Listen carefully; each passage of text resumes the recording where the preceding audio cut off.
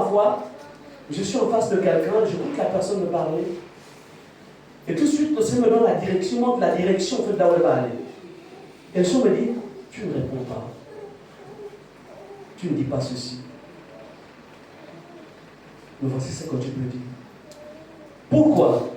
Parce que j'ai développé mon homme intérieur. Et je peux l'entendre me parler. Je peux entendre mon homme intérieur me donner une direction. Amen. Amen. Et c'est à la portée de tout le monde. Attention. Débarrasse-toi de la lâcheté. L'église n'est pas une église lâche.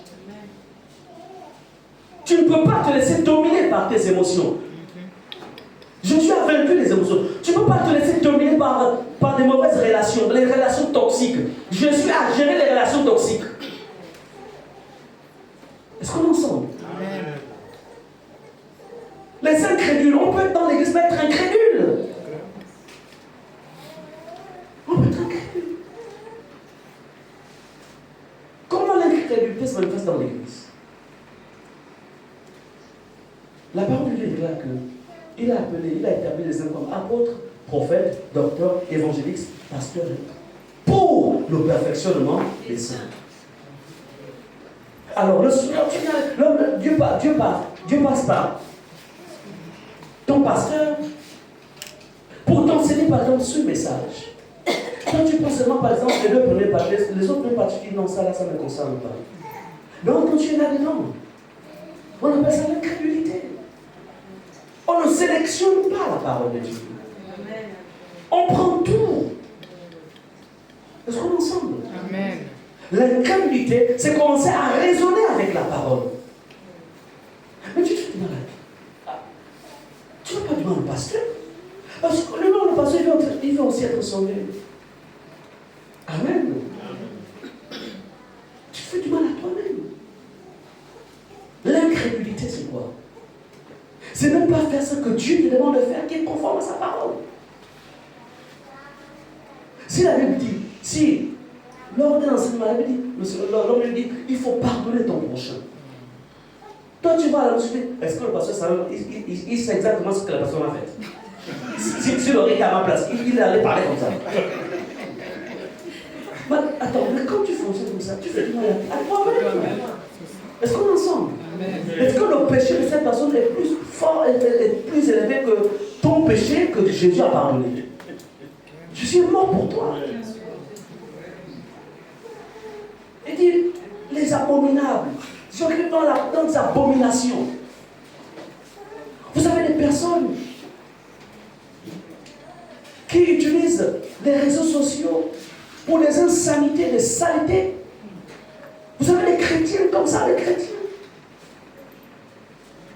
qui utilisent leur téléphone pour des choses abominables, le péché dans le téléphone. Mais tu vas aller voir avec ça. Tu vas présenter ton corps dans les réseaux sociaux. Les parties intimes, tu les présentes à quelqu'un qui ne sait pas. Mais tu penses que tu vas être sauvé. Tu dis les abominables, les meurtriers. Je sais la dernière fois qu'un meurtrier, pour la parole de Dieu, c'est celui qui déteste. Tu ne peux pas pardonner, tu es celui qui est un meurtrier. Et tout ça, ça te met loin. Tu ne peux pas être dans la maison de Dieu, tu ne peux pas être enlevé. Les enchanteurs.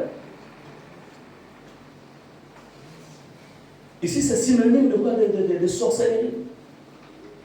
Oui, il y a la sorcellerie, il y a des chrétiens sorciers. J'ai encore ramené cet homme-là ici. La sorcellerie dans l'église. Un sorcier, c'est quelqu'un qui contrôle. Avant d'être sorcier, un contrôle. Contrôler la vie des autres. Attendez-vous. Je vais faire quelque chose. Bon, c'est là, elle faut je savais le cravate, il savait le cravate. Appelez-nous, on dit quoi? Mais c'est la sorcellerie. C'est de la sorcellerie. L'esprit le contrôle. Savoir ce qui se fait. Savoir. Mais j'ai appris que. Est-ce que vous avez lancé ça? On avait la présidence. Ah, c'est le soutien de beaucoup de malades.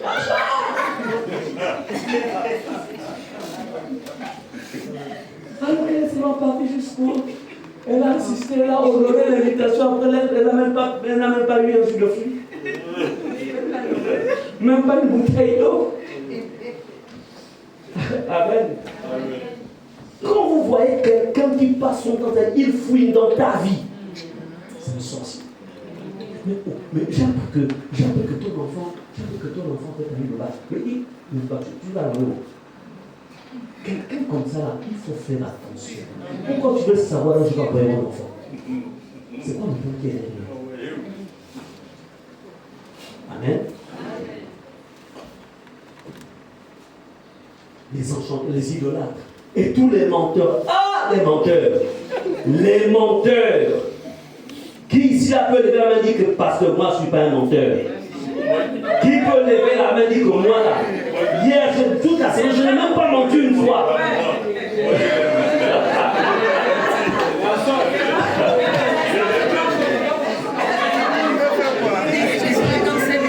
Donc, tout le monde a dit que toi tu n'as pas pris, tu vas aller au ciel.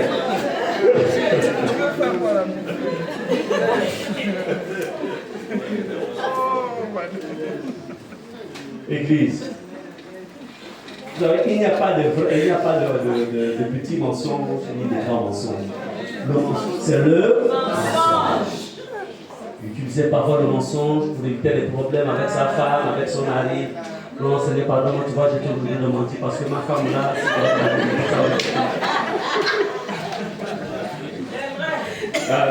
le pasteur Galassi, on est qui s'est récommandé là. Je suis là dans Saint-Esprit, tu es là dans le. Non, il faut dire Saint-Esprit, aide-moi pour m'avertir la langue. Amen. Saint-Esprit, aide-moi. Il faut demander aussi de vous aider. Le mensonge, c'est le mensonge. Ça ne doit pas t'empêcher de reposer.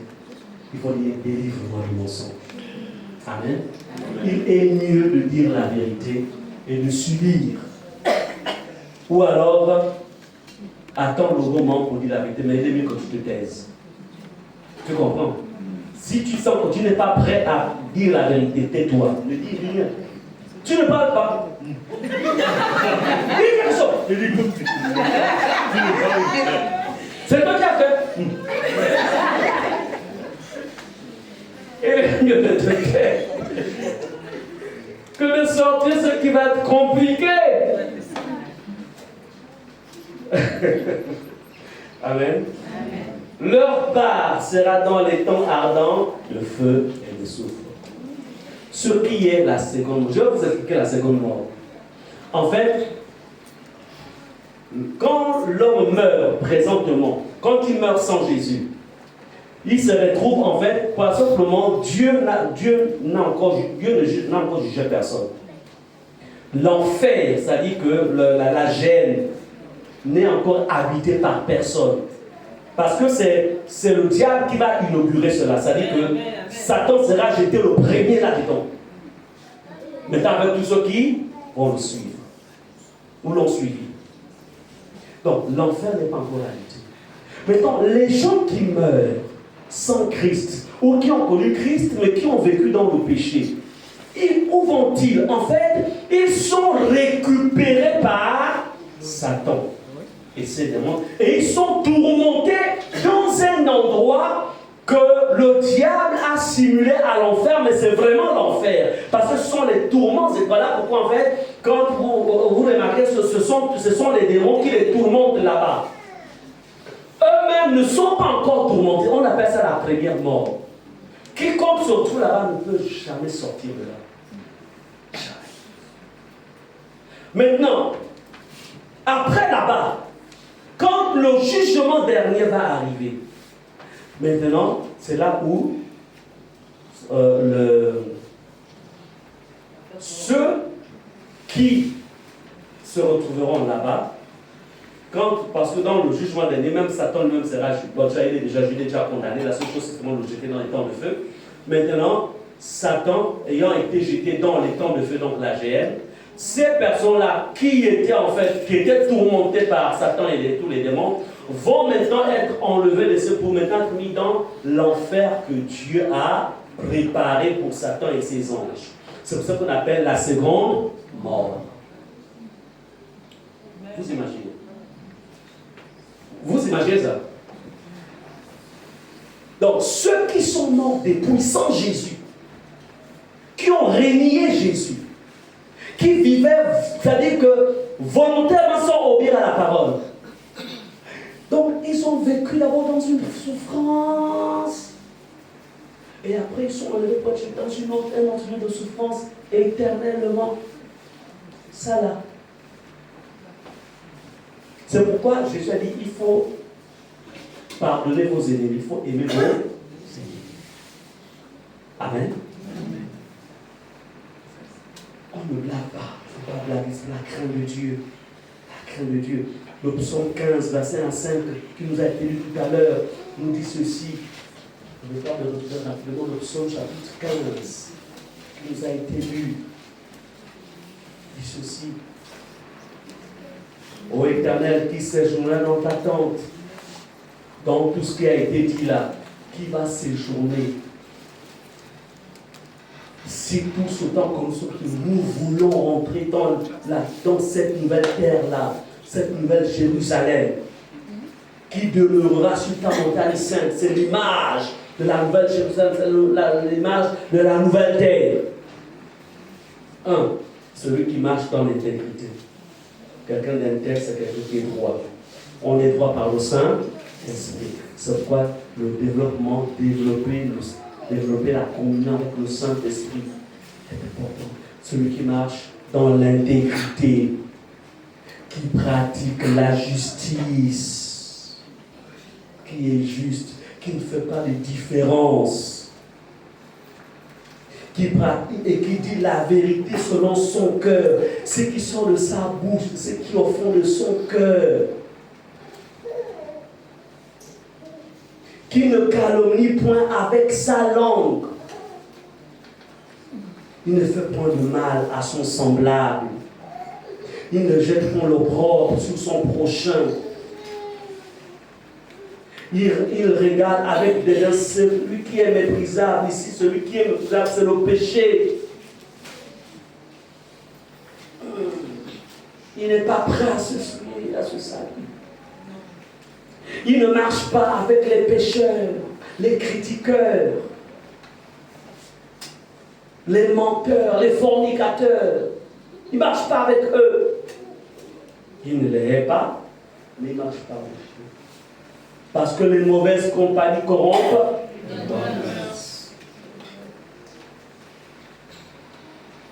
Mais il honore ceux qui craignent l'Éternel. Ceux qui craignent, il répète que tel frère craint l'Éternel, telle sœur craint. Alors il a de la considération. Il honore, il respecte. Il a du respect. Amen. Il ne se rétracte point s'il fait un serment à son préjudice. C'est-à-dire que quand il a dit oui, ma soeur, ce soir-là, je t'envoie la telle monnaie, je t'envoie la telle monnaie, je t'envoie tes 5 000 dans la telle monnaie. Nous sommes à 19h. Quand 19h arrive, l'autre attend. Quand il rappelle, correspondant indisponible.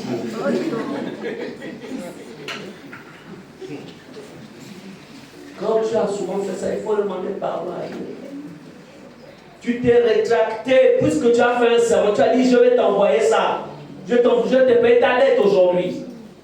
Si tu n'as pas pu payer, appelle et dis vraiment pardonne-moi, je suis là, j'ai eu un souci, je voulais bien payer, mais je n'ai pas.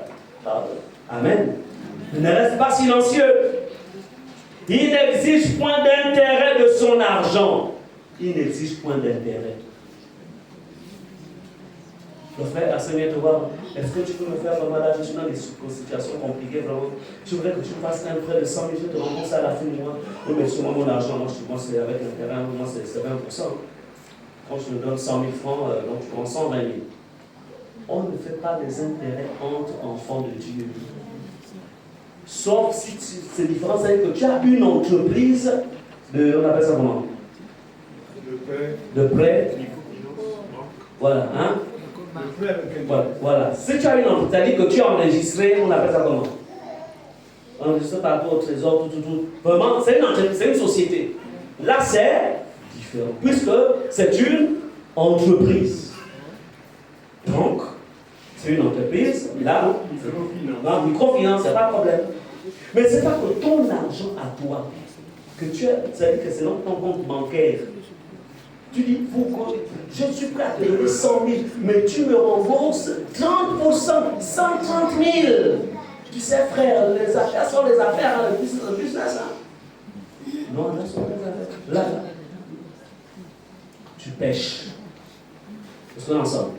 Tu pêches. Ce qu'on dit ici, il n'exige point d'intérêt de son argent. Est-ce qu'on a besoin d'un français encore plus profond pour comprendre là? On a besoin vraiment d'être professeur de français pour dire non. Et il n'accepte point de don contre l'innocent. Qu'est-ce que ça veut dire? Bon, je te donne ceci, mais tu vois, il faut me couler ce frère-là, parce qu'il est trop porteux, il faut me couler. Voilà, tu te remets tel montant d'argent. C'est bon?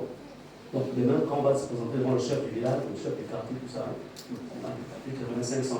On est d'accord? C'est vrai que tu vas demander pardon, c'est lui, pardon, tu vas comprendre. Ça là, la Bible déclare qu'on ne se moque pas de Dieu. Là, tu es en train de te moquer de Dieu. C'est qu'un homme aura semé le moisseau. Donc, il n'accepte point de don contre l'innocent. Dans les milieux professionnels là. Bon, vous êtes deux frères ou deux sœurs en Christ. Bon, voilà, je sais que vous êtes deux frères en Christ, mais tu vois, lui là, il ne faut pas oublier, il faut que je prenne sa place. Oui, monsieur, c'est mon frère. Ah, c'est pour l'église. C'est une opportunité. Ça ne se rappelle jamais deux fois. Et tu coules l'autre, tu vends l'autre. Pour avoir une place. C'est pour dire, il n'accepte point de don contre ça. Ok, tu auras des choses de la terre, mais tu viens de te fermer toi-même l'entrée du ciel. Sauf si tu te répands. Tu te répands avec, on appelle ça comment? Tu te répands tout en restituant. Parce que là, je vais aussi faire un message sur ça, la restitution. Il y a beaucoup de chrétiens qui ont fait du mal aux autres, mais qui ne restituent pas. Ils peuvent peut-être se demander, même quand ils demandent pardon, c'est dans la chambre. Hein. Mais viens me demander pardon, tu m'as fait du mal. Seigneur, je te demande pardon, vraiment. Je vais pécher contre le pasteur. Pendant je ne pas. Comment des choses disent Amen. Mais c'est sérieusement.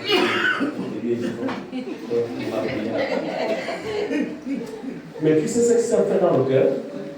Tu n'es jamais venu. J'ai été obligé de déployer mon bouclier pour protéger mon cœur. Viens, va aussi voir la sœur.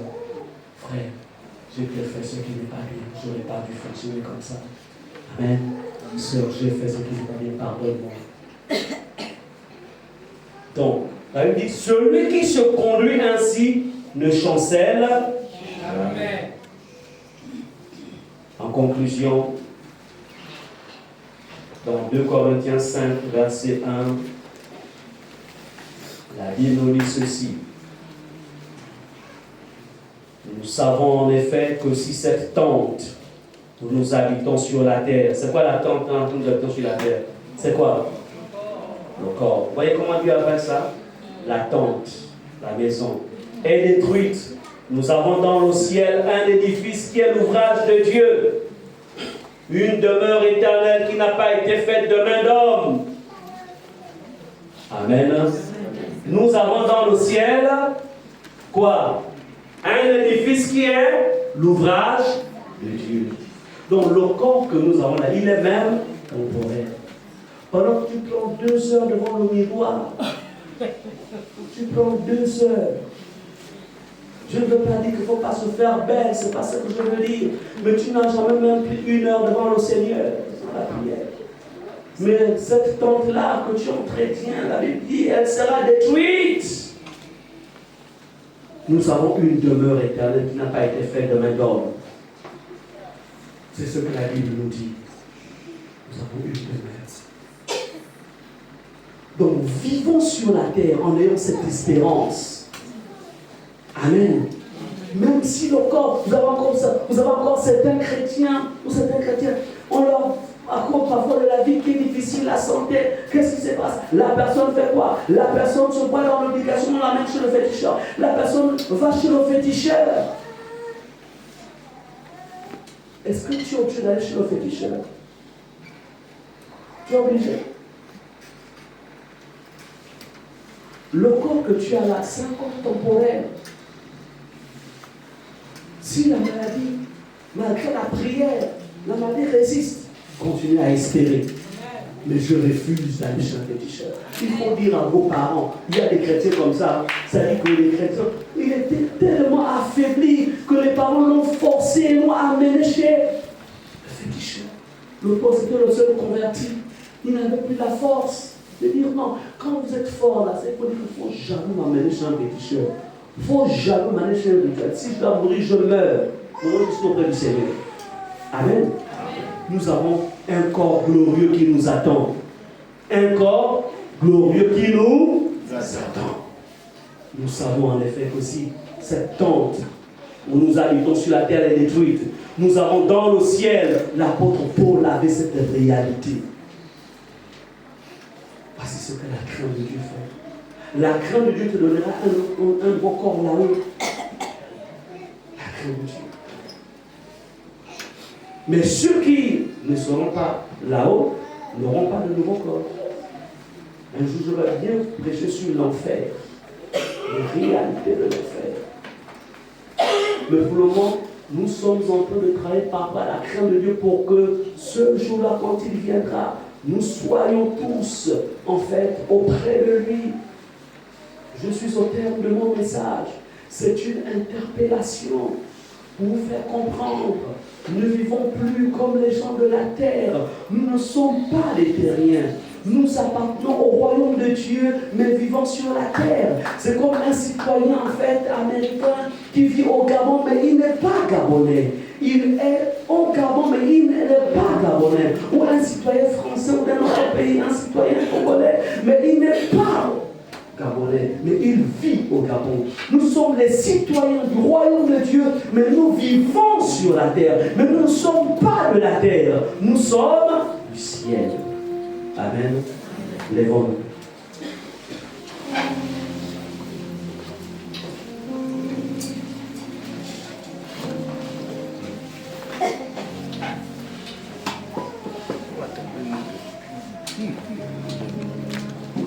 L'objectif de ce message, c'est apprendre à vivre dans l'attente active de son retour. Vivre dans l'attente active de son retour. Quels que soient les projets sociaux, quels que soient les projets sur le plan professionnel, quels que soient les projets sur le plan familial, quels que soient les projets, j'ai voulu réveiller par le Saint-Esprit en toi cette pensée, vivre dans l'attente active de son retour. Alors tu fermes les yeux et tu vois toi-même comment tu vis. Est-ce que tu vis dans cette attente qu'il revient? Est-ce que tu vis dans cette attente?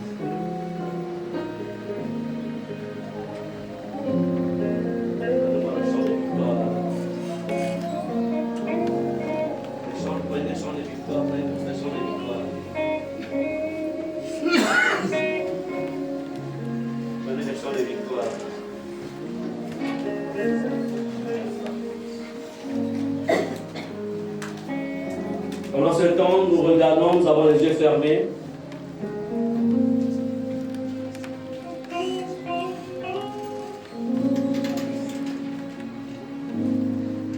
Pendant ce temps, je regarde à ta vie.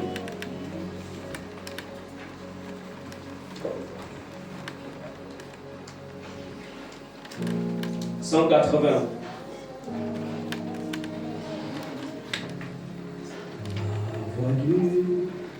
Seigneur,